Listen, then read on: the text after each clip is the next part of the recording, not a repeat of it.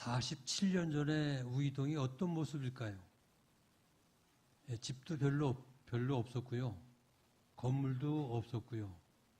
또 시내하고 많이 외직에 떨어졌기 때문에 들어오는 길도 꼬불꼬불하고 좁고, 그리고 우이동은 유원지가 있고 등산객들이 있기 때문에 상당히 유원지 어떤 분위기, 별장들이 또 몇 개 있었어요. 그런데 이 우이동이 학교도 없고 교회도 없고 명산을 끼고 있어서 그런지 웬 절들이 이렇게 많아요. 그리고 암자도 많고 또 이런 잠무당들도 있고, 그래가지고 상당히 이 복음의 황무지 같은 이런 동네가 바로 우이동이었어요. 정원교회를 꿈을 꾸고 이제 72년도 6월 4일 날 들어와서 우리 목독방에서 제가 차고 있는 시계를 계약금으로 해서 전세를 옛날 구옥집 보로꼬로 지은 안방, 마루, 건너방 일자에 한 11평 되는 적은 집을 전세를 얻어서 72년도 6월 4일 날 가족과 둘러 앉아서 교회 설립 예배를 드렸습니다. 예배를 드리고 교인들이 안 오는 거예요. 근데 주일 학생들은 웬 성경 이런 공부하는 게 처음이거든요. 그러니까 아이들은 그래도 많이 모여들었어요. 근데 장년들은 별로 없었어요. 그래서 새벽 기도를 하는데 장년이 없으니까 늘 우리 아내 한 사람 놓고 이제 창세기부터 나갔는데 몇 달이 가도 사람이 없는 거예요. 저녁 때 기도하러 산으로 올라가죠. 밤이 좀 늦게. 이 교회 뒤편으로 쭉 올라가면 큰 소나무 밑에 넓은 바위가 하나 있습니다. 지금도 있어요. 거기 올라가서 자부동을 밑에 깔고 하나님께 엎드려 기도를 합니다. 하나님, 제가 우이동에 와서 개척교회를 시작했는데 왜 이렇게 동네가 강팍하고 암만 전도를 해도 전도를 받아들이지 않고 이렇게 동네가 우상으로 가득 차 있습니까? 성경을 보니까 완악하고 또 복음을 받아들이지 않은 강박한 이런 동네에서는 먼지도 신발에서 떨고 그 동네를 떠나라 했는데 이 우이동을 떠나야 됩니까? 하나님, 우이동이란 동네가 소우자에 귀자에 동자이기 때문에 소귀의 경일기 모양 이 우이동이 원래 힘든 동네입니까? 왜 복음이 이렇게 안 먹습니까? 떠나야 됩니까? 하고 떠날 생각하니까 그동안 고생한 것도 억울하기도 하지만 어린 아이들이 초롱초롱한 눈망울로 그 하나님 말씀, 그 성경 말씀 얘기를 해주면요. 그렇게 아이들이 호기심을 가지고 잘 받아들여요. 그래서 고사리 같은 아이들의 초롱초롱한 눈, 이런 게 어른거리는 거예요. 그게 떠나질 못하고 그해 이제 12월이 가까워서 성탄절 예배를 통해서 부모님들을 교회로 모셔오자. 그래가지고 성탄절 24일 저녁 예배를 이제 이렇게 축제로 이렇게 연극도 꾸미고 무용도 율동도 노래도 그래서 아이들로 하여금 이제 준비하게 해서 부모님들 오시라고. 그리고 마루가 무대가 되고요. 안방 건너방은 분장실 되고 이제 이렇게 또 들어가는 이렇게 휘장을 쳐놓고 만들어 놓고 앞마당에 가마니를 쭉 폈어요. 이게 이제 관중석이죠. 근데 24일 오후 좀 늦게가 되니까 진눈깨비 눈이 막 펑펑 쏟아지는 거예요. 눈이 펑펑 쏟아지는데 그날따라 이제 어른들 오시면 떡국을 대접한다고 또 큰 솥에 떡국을 이제 준비를 했는데 눈이 얼마나 많이 왔는지 그래서 준비만 해놓고 행사를 못했어요. 이게 첫 번 성탄절 행사였어요. 해가 바뀌면서 교회 표어를 살아 생동하는 교회가 되자. 살아 생동하는 교회라는 이제 설정을 하고 앞으로 교회 목회를 교회가 살아있는 생동한 교회를 세워나가자. 이렇게 결심을 했어요. 그리고 이제 기도를 하면서 나는 평생 목회를 해도 정말 살아 생동하는 교회 목회를 해야 되겠다. 이게 개척교회 첫해 교회 표였어요. 이렇게 교회 방향을 설정하고 이 살아 생동하는 교회는 어떤 교회인가? 이게 바로 초대교회이고 초대교회는 사도행전에 나온 교회예요. 우리가 성경을 보면 서신서교회도 있고요. 사도행전교회도 있고 로마서의 교회도 있고 근데 초대교회의 사도행전에 나온 교회가 살아 생동하는 교회이거든요. 저는 지금도 어떻게 교회를 세워나가는 것이 주님이 가장 기뻐하시고 주님이 원하는 건강하고 생명력이 넘치는 살아 움직이는 교회가 어떤 교회일까? 이 질문은 47년 전에도 했지만 지금도 계속 내 자신에게 묻고 질문하는 이 교회관이라 이렇게 생각을 합니다. 그래서 개척하던 첫 해의 교회 목표를 오늘 설교 제목을 잡았어요. 우리가 교회사를 연구해 볼 것 같으면 교회 흐름이 있어요. 초대교회 흐름이 다르고요. 중세교회 동향이 다르고 현대교회의 흐름이 이게 다 달라요. 그런데 교회의 참된 모습과 교회의 원형 모습은 바로 사도행전의 초대교회에서 교회의 원형 모습을 찾아볼 수가 있다는 것이죠. 왜냐하면 사도행전에 나오는 초대교회는 주님이 디자인하신 주님이 만드신 교회이기 때문에 교회의 원형이라는 거예요. 그래서 지금도 많은 교회들이 초대교회로 돌아가자 하고 외치고 있죠. 초대교회 같이 생명력이 넘치는 사랑이 넘치는 교회가 되기를 위해서 많은 교회학자들이 교회 개혁운동을 벌이고 있죠. 오늘 우이제일교회가 정말 살아 생동하는 초대교회 같은 교회가 되기를 바랍니다. 오늘날 유럽이나 서구에 가보면 수백 년 된 오래된 교회들이 많아요. 건물도 웅장하고. 근데 막상 주일날 예배를 어떻게 드리나 들어가 보면요. 노인들 몇 분 모여가지고 예배를 드려요. 교회가 텅텅 비었어요. 건물들은 웅장한데 운영이 안 돼요. 유지가 안 되는 거예요.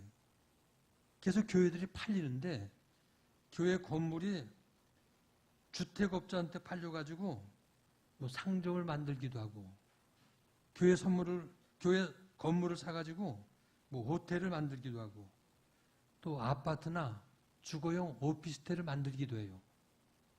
심지어는 교회를 이슬람 교도들이 사가지고요. 교회를 자기들의 이슬람 교회당, 이슬람 회당으로 교회를 만드는 이런 일들이 수도 없이 유럽 교회에 많이 일어나고 있어요.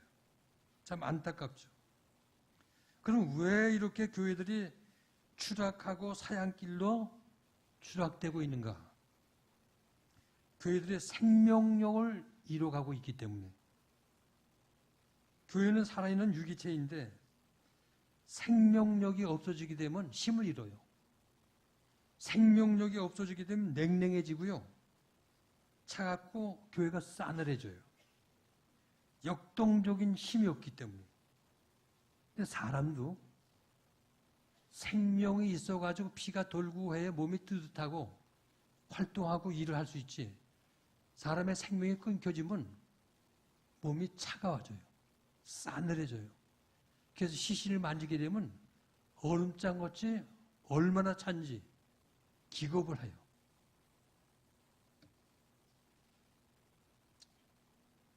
교회가 살아 생동하는 교회는 냉랭하질 않아요. 조용하질 않아요. 왜?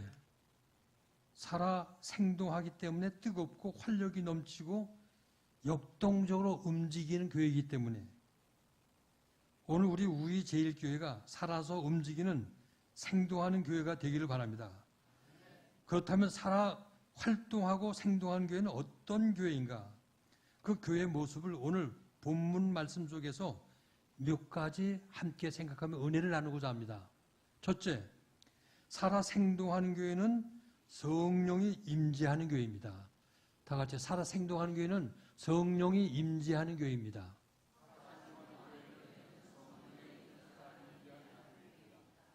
오늘 본문 31절 보면 빌기를 다하매 모인 곳이 진동을 하더니 우리가 다 성령 충만해서, 즉 성령의 임재가 있는 걸 볼 수가 있어요.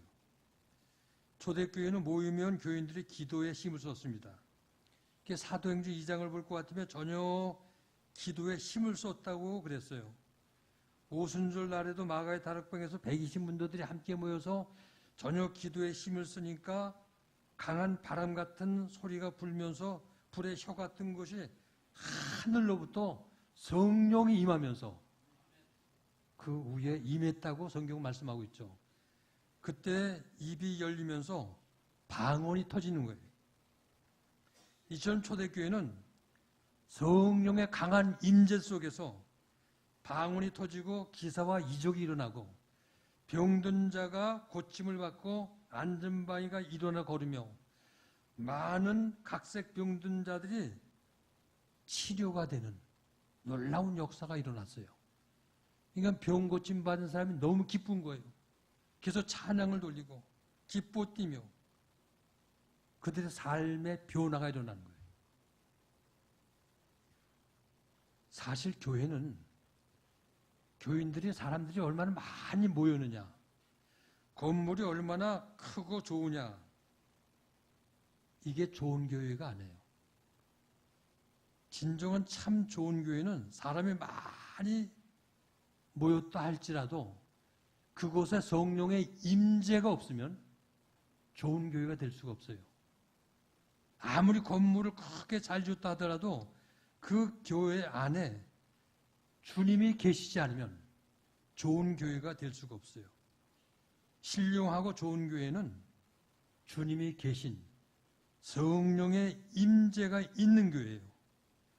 그래서 교회는 성령의 임재로 시작이 되고 성령의 역사로 운영이 되고 그 결과 성령의 열매가 맺혀질 때에 참된 교회라고 말을 할 수가 있다는 거죠.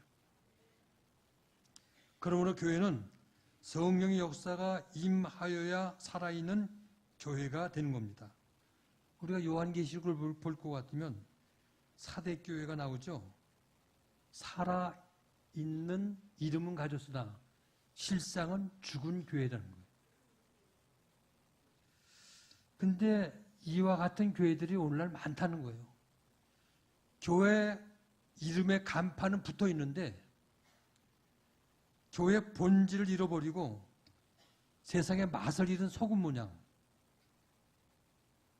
교회 구실을 하지 못하는 주님이 원하지 않는 교회들이 이 땅에 많이 있다는 거예요. 그런 교회 안은 항상 교회 안에 다툼이 일어나요.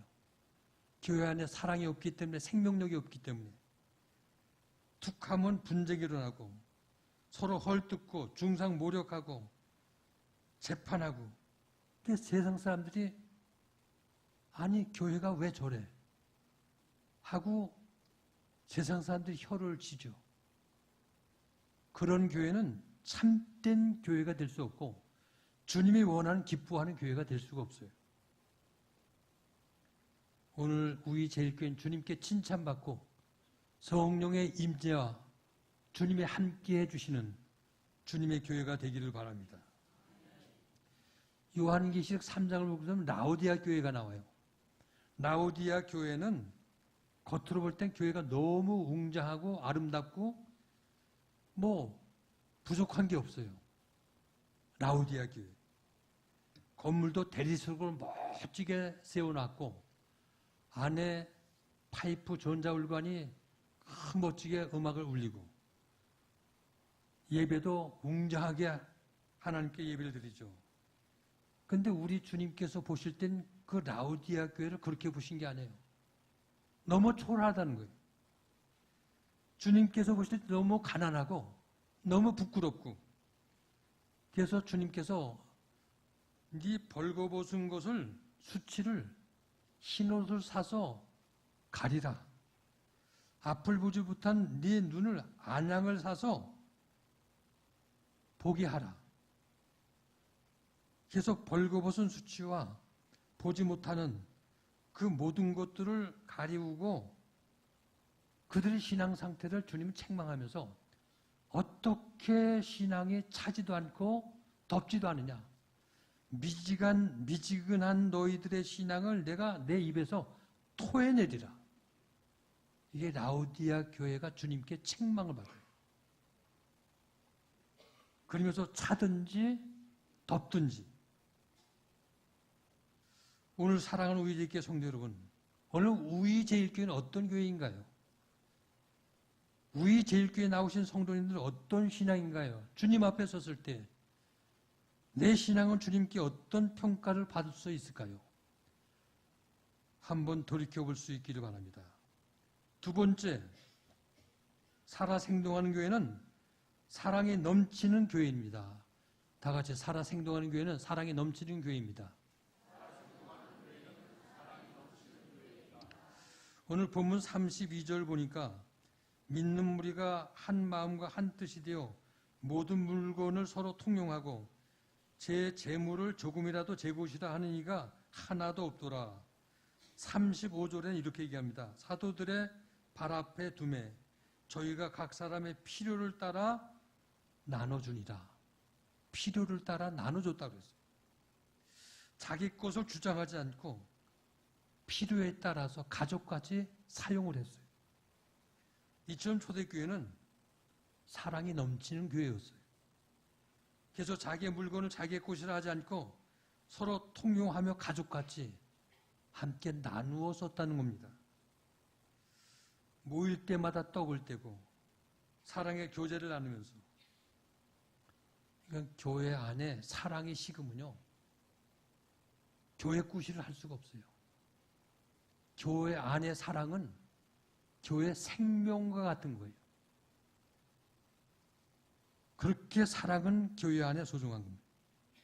그래서 예수님께서 에베소 교회가 첫사랑을 잃을 때에 내가 촛대를 옮기겠다고 주님께서 말씀하시면서 이런 첫사랑을 다시 찾으라고 주님이 책망을 하지 않아요? 그러므로 교회는 사랑에 넘쳐나야 됩니다. 서로 위로하고 서로 싸매주고 서로 덮어주는 사랑이 있어야 합니다. 그래야 은혜로운 교회가 될 수 있어요. 교회에 사랑이 식어지게 되면 교회가 분위기가 냉랭해지고요. 상대방들의 허물이 드러나게 돼요. 잘못과 허물을 덮어줘야 될 텐데 허물이 드러나니까 비판하게 되고 헐뜯게 되고 계속 분쟁과 싸움이 일어나요. 그래서 사도 바울은 계속 분쟁과 싸움이 일어나면서 고린도 교회에 더 큰 은사를 사모하라 하면서 고린도전서 13장에 사랑을 강조하고 있죠.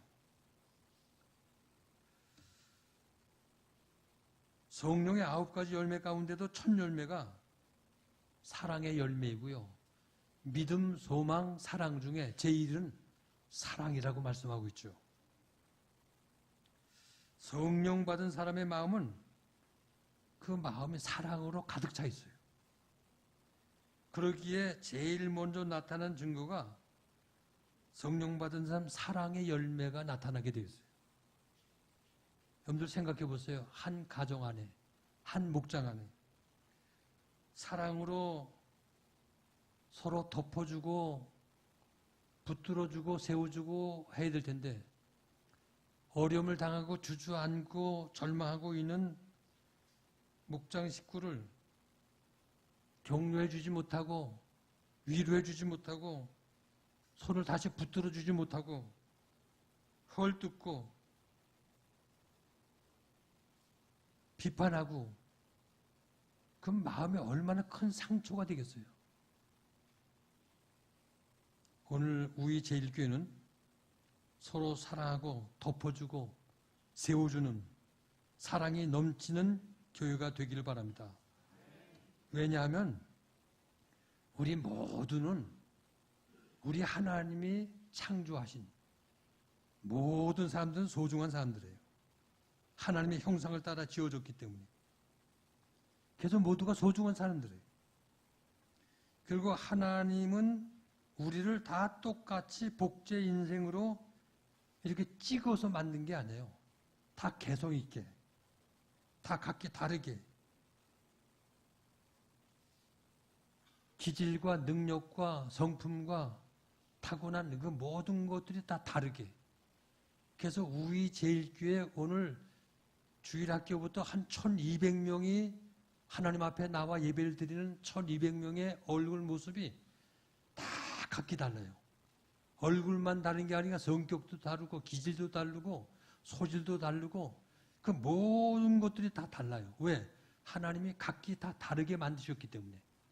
쉽게 예를 든다면 우리 제1교회라는 아름다운 포즐로 된 모자이크 그림이 있어요. 근데 그 포즐이 1200개의 조각조각이 이렇게 모여가지고 아름다운 포즐로 그림이 우리 제1교회는 그림이 그려져요. 근데 그 포즐이 있어야 할 위치가 있어요. 포즐이 나타나고 있는 어떤 그림의 형태가 있어요. 이게 다 조화를 이루어서 함께 자기 위치에서 자기 자리에 만날 때 우리 제1교회라는 아름다운 그림이 그려진다는 거예요. 근데 포즐 하나가 아니 1200개나 되는데 나 하나쯤 좀 빠져도 되지 않나? 나 하나쯤. 그렇게 많은데 그렇게 생각하고 포즐 하나가 빠져보세요. 1199개가 다 제자리에 포즈를 맞추고 있는데 하나가 빠져보세요. 얼마나 그 그림이 얼마나 보기가 흉한가. 그러니까 우리 제1교회 모든 성도들은 이 공동체 안에 없어서는 안 될 사람들이에요. 다 필요한 사람들이고요. 필요하기에 우리 하나님이 이곳에 보내셨고 또 여러분들의 그 소질과 알고 있는 모든 것들이 이 교회에 필요하기 때문에 그렇게 창조를 하셨다는 거죠. 그러니까 모두가 다 소중한 사람들이에요. 그러므로 서로를 세워주고 존중 여기고 소중하게 사랑하는 이런 우리 제1교회 공동체가 될 때에 우리 하나님이 기뻐하신다는 거예요. 그래서 로마서 12장 10절 말씀 속에도 형제를 사랑하며 서로 우애하고 존경하기를 서로 먼저 하여 부지런하여 게으르지 말고 열심을 품고 주를 섬기라. 주님이 오실 말세치말이 되어서 지금 사람들 가슴에는 다 사랑이 식어가고 있어요. 황막한 사막같이. 이러한 시대에 우리 제1교회 모든 성도님들은 사랑의 사도들이 되셔서 사랑의 돌풍을 일으켜서 이 지역사회와 이 민족에게 큰 희망을 주는 우리 제1교회 사랑의 사도들이 다 되시길 주의 이름으로 축원드립니다. 세 번째는 살아 생동하는 교회는 열심히 모이는 교회입니다. 다 같이 살아생동하는 교회는 열심히 모이는 교회이다. 초대교회는 날마다 마음을 같이해서 성전에 모이기를 힘썼다고 그랬어요. 본문 32절에도 보면 한 마음과 한 뜻이 되어 믿는 자들이 무리가 되어 모였다고 말씀하고 있죠. 이 하나님의 은혜는 언제나 마음을 같이하여 함께 모일 때에 거기에 역사를 해주시고 은혜를 주셔요. 그래서 사도행전 2장 1절에도 오순절 날이 이미 이름에 저희가 다 같이 한 곳에 모였더니 그곳에 성령을 충만히 하나님께서 부어주셨어요.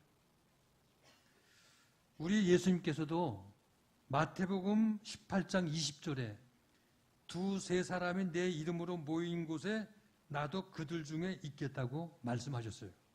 그러므로 예수님의 이름으로 모이는 곳에 함께 힘써 모일 때에 하나님께서 은혜를 부어주시고 또 우리가 은혜를 받을 수가 있습니다.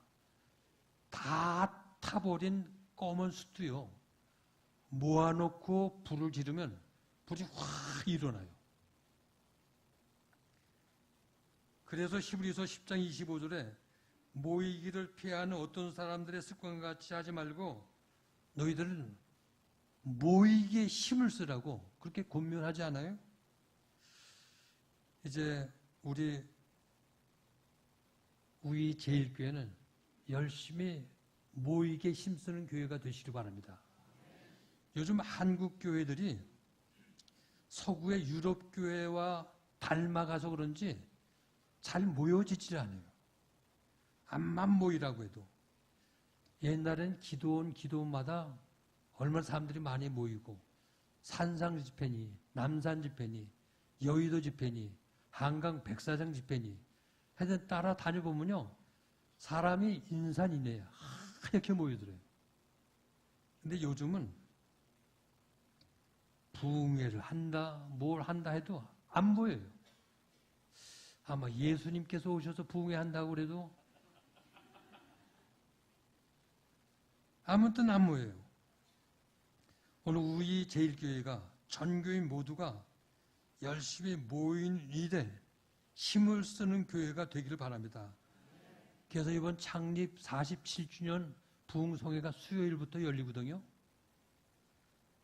그 수요일 이상훈 목사님을 모시고 부흥회가 열리는데 전 교인 모두 함께 참석해서 큰 은혜 받고 우리 인생의 모든 문제를 해결받는 하나님의 놀라운 성회가 될 줄로 믿습니다.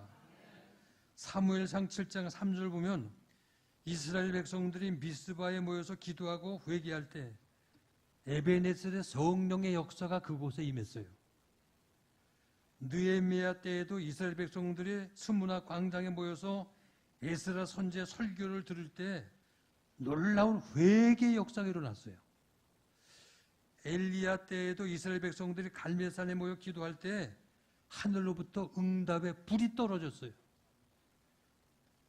오늘 우리 제일교회 성도들이 이번 성회에 우리 모두 마음을 같이서 함께 모여 47주년을 이끄신 우리 하나님, 더 큰 하나님의 축복 속에 이 교회를 부흥 성장시키실 우리 하나님 앞에 모두 함께 모여 엎드려 기도해서 합심의 문제 해결받고 큰 은혜 받는, 계속 이 교회가 앞으로 번창하고 확장해 나가는 비전 있는 교회가 될 줄로 믿습니다.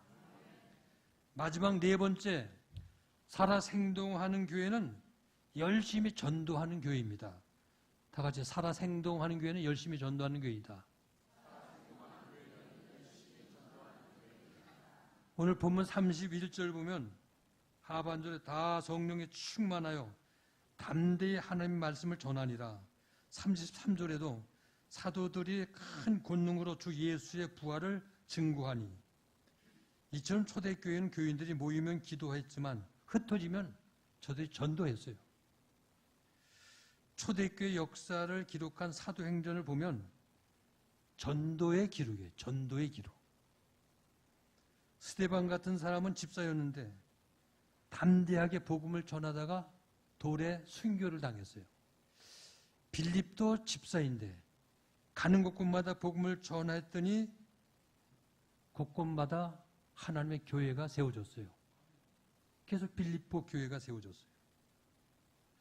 전도는 우리 하나님의 나라의 확장이고 생명을 살려내는 가장 소중한 일이에요. 천하보다 귀한 생명을 살리고 이 땅에 하나님의 나라를 확장해 나가는 이 일보다 주님이 기뻐하는 일이 어디 있겠어요? 그러므로 우리는 열심히 전도하는 성도들이 되시고 열심히 전도하는 우리 제1교회가 되기를 바랍니다. 전도는 주님의 지상 명령이에요. 해도 좋고 안 해도 좋은 선택권이 있는 것이 아니라 무조건 해야 되는 절대적인 하나님의 어명이에요. 어명. 그래서 우리 제1교회 모든 교인들은 하나님의 나라를 확장해 나가는데 모두 함께 동참하시고 앞장설 수 있기를 바랍니다. 그래서 우이동, 쌍문동, 방학동, 수유동 다 책임지고 복음화시키고 우리 가정들이 다 인가 기도되고 그래서 서울 장안과 이 민족 복음화 세계 열방을 향해서 뻗어나가는 우리 제1교회가 될 수 있기를 주의 이름으로 축원을 드립니다. 그래서 교회는 초대교회 같이 구원받는 숫자가 날마다 더해져야 돼요. 구원받는 숫자가 날마다 더해질 때 교회가 살아 생동하게 되고요. 교회가 힘 있는 능력 있는 교회가 될 수 있어요. 거기에 교회의 미래가 있고요. 거기에 이 민족의 소망이 있어요.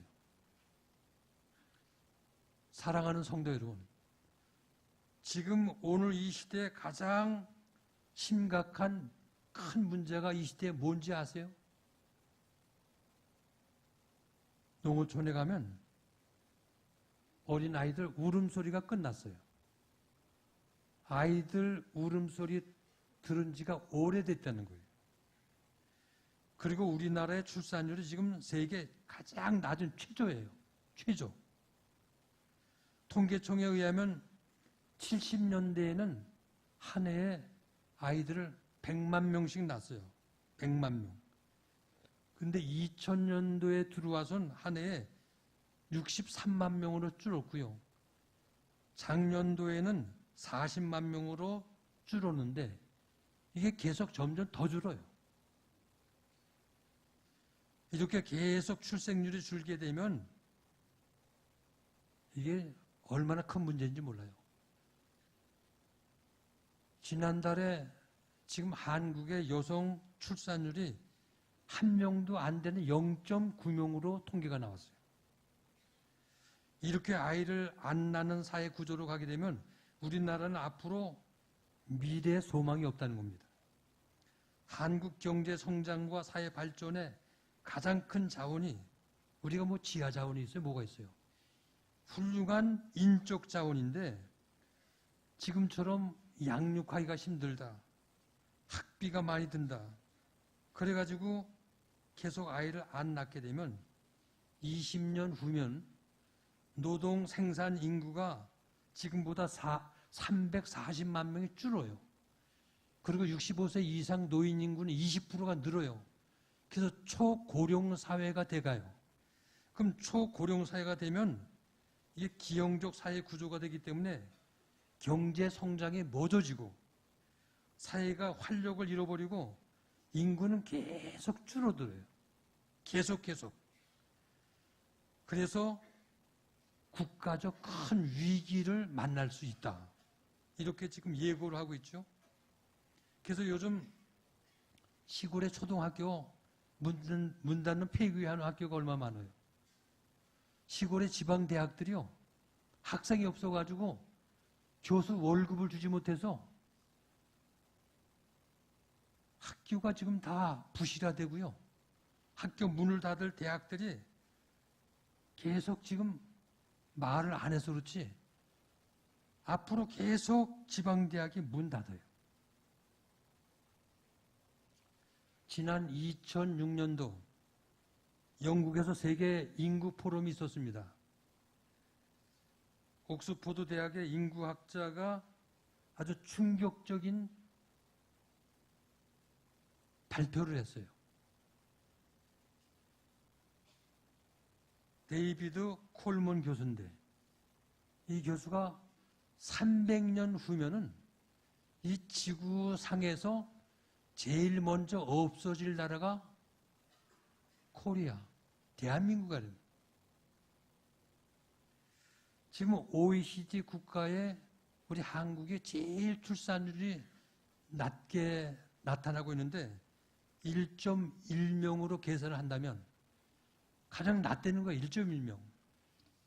근데 이 저출산 추세로 계속 이대로 나간다면 2300년이 되면 한국의 남자는 2만 명, 여자는 3만 명, 계속 5만 명 나라가 되는데 몇 년 지나기 되면 나라가 없어진다는 거예요.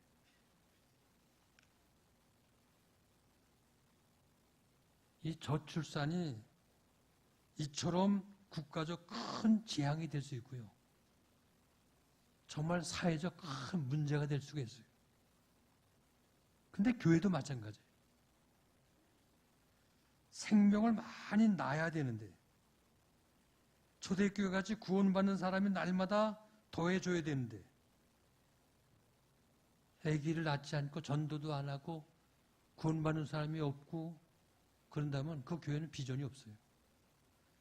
사랑하는 성도 여러분, 생각해 보세요.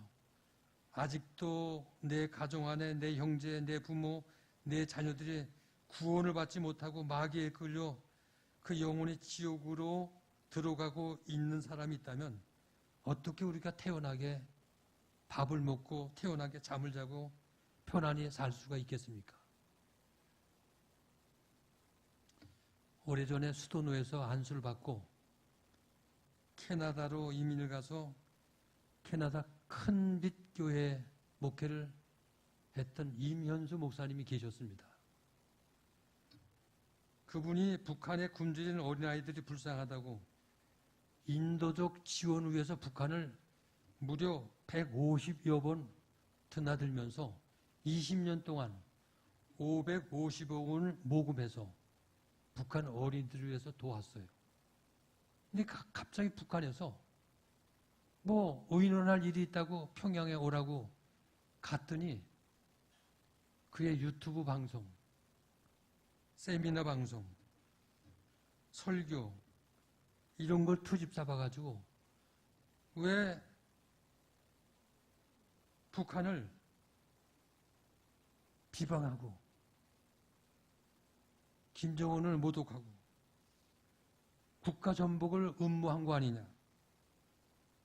억지 죄명을 뒤집어 씌워가지고 무기노동, 교화형을 선고하고 미국의 웬비와 같이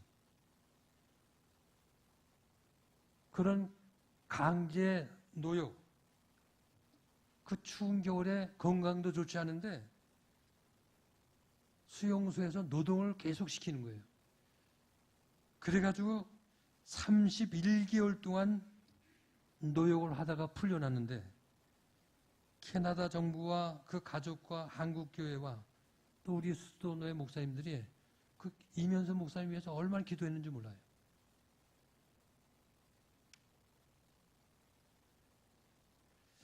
오늘도 마귀들은 우리 형제들의 영혼을 갖가지 핑계를 만들어 납치하고 얼고 묻고 가진 수단을 다해서 방해를 하고 있어요.